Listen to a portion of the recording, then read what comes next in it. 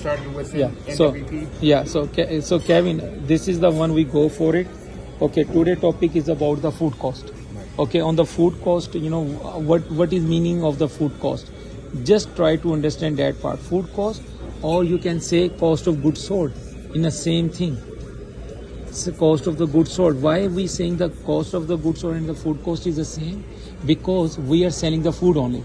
If we are selling some other product, that becomes the cost of goods sold, that one also. So think about, whatever you have you have an opening inventory, it's the start of the week or start of the month, whatever your opening inventory, that dollar amount will come over here. It's a simple method I'm sharing with you right now. Then what Mansoor told you, purchases. Okay, then we will add the purchases.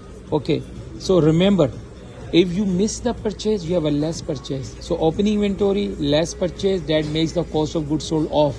So that's why it is very important. Whatever you say, the truck, right? I can write down the truck also, so that you have a because I like the terminology what people they want to understand. It does not matter what we can go with the fixed terminology. So purchases and the truck is the same thing for you. So whatever the during that particular is a week, opening inventory of the week, during the week your purchases, you will total this out. Okay, so what this total mean? This is the product is available for use. For use for what you are cooking and what you are prepping. So then you will do your ending inventory end of the week. So end of the week ending inventory mean what is left right now. So whatever it is left over here, you will minus, take this out. Then this, whatever the dollar amount is coming, what is that mean? This is the product. This is the dollar amount you use for selling your product. So that becomes your cost of goods sold, or you can say food